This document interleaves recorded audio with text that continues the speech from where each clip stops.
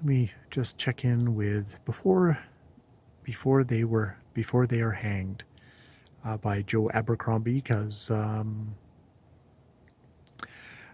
listened to that at various points during today, and it was a good day to have a bit of an audio going, so that was fine. I also didn't get very much sleep last night, so I'm not quite sure exactly how organized my thoughts are going to be here. Going through the various storylines. Fuck. Every time I go to the torturing guy, I can't remember his name. But he's in this city, and he doesn't know that he's been sent to the city where the last person of the Inquisition has disappeared. Somebody has kind of has done away with them. There is a traitor on the council. Doesn't know who it is. And the Gherkins, basically the giant kind of southern empire, is arrived at their doorstep and is basically saying, you're going to surrender now, because we have 5 companies and all that. Indeed, a mage shows up in his room in the middle of the night, informing him of that, and that also that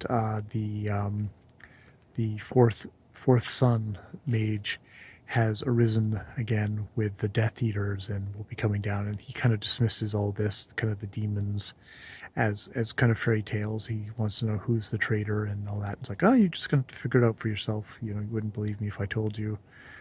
And so he does figure it out for himself, because the Gherkins send an ambassador who he isn't told about. He arrives, and they're in the meeting with him before he arrives, like having not been told. He said, he kind of placates the people, saying like, oh, I'll think about deserting. And the person who's been basically sent to spy on him, the grand visor, who's probably got he's got spies on spies. It's like, you're kowtowing to these people? And it's like, I'm not. And what they've done is they took this ambassador, and indeed they torture him until he gives up exactly who are the traitors, who are the people that they're working with. So he figures that out, hauls away the son of the senile, broken governor, grabs the spice merchant woman, who is the other one, and takes command of the thing, at least for the moment. So there's that. The Logan Nine Fingers and his group with Baylor, they get jumped by some fellows. Baylor casts a thing, basically explodes a bunch of them into like horrible gore, but that takes him down, because it's like the more magic you do, the more you do. And indeed,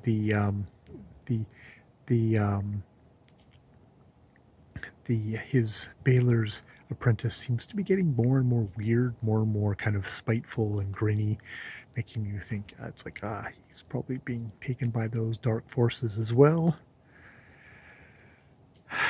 because he seems to have had a major personality change. I can't remember in the last book. I think he got tainted by the evil.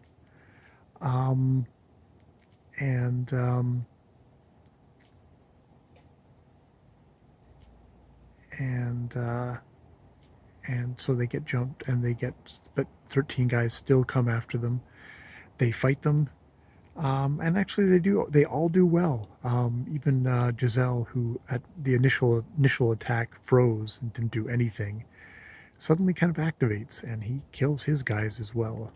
So they all do. And I really like that Nine Fingers, at one point, probably in his prime, he was like the unstoppable killing machine, but now he's like an older guy who just like, I'm still alive, and he just makes it out using his smarts. But he's not an overpowered superhero. He is a dude who oftentimes, like, he does have kind of berserker powers, but they don't really kick in all the time, so he really does have to think things out.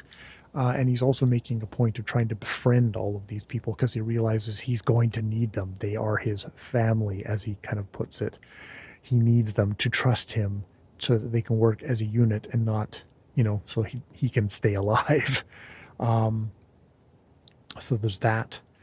Um, Things really go bad for West, the dogman, and that come back tell him, it's like, holy shit, all of the Baelor's Northmen, the strongest soldiers have been sent here to fight the weakest ones, and left behind the other ones to draw off the main big forces. And it's like, and of course the prince is like, oh, glorious battle, we'll be bold. It's like, yeah, well, the great heroes are like maybe 10% bold, but the other 90% is meticulous planning and careful and and being quick and being thoughtful. And he doesn't have anything. All he's got is being stupidly bold, and it turns into a complete rout, and everyone's getting massacred. The mist has come up. It's complete chaos. I like that. It's like Abercrombie really does kind of lean in on what's kind of realistic about battle, which a lot of times it's just fucking chaos. You have the fucking idea what's going on. And in this case, with really dumb, incompetent guy in ultimately in charge, it's just complete chaos. And it's going to be one of these things of like, maybe West will survive, but everybody else is just going to get massacred by these highly trained, highly seasoned, brutal troops of Baelor. And that's I think where we are so far at this point. That's all the main storylines. Yeah, clicking along really well. Gotta like out Joe Abercrombie. Lots of kind of humor as well as kind of realistic, as well as kind of as kind of tough, you know grim dark stuff. um no kind of focusing on violence against women, which is really nice. Don't really need that.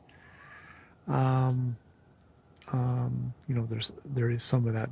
There's some of that has been in the first book, because West beat the shit out of his sister. So there is that. We get kind of, and that's interesting that it's one of the heroes that has that horrible, violent temper against his own sister. Um, but yeah. I'm really enjoying this series. Picking up this book up was a good thing to do. It was a good thing to be listening to at the moment. It's good, well done storytelling with really vivid characters. All right, I will leave it there and go up to bed because I am tired. It's been a very, very long day. And yeah, time for bed. Good night.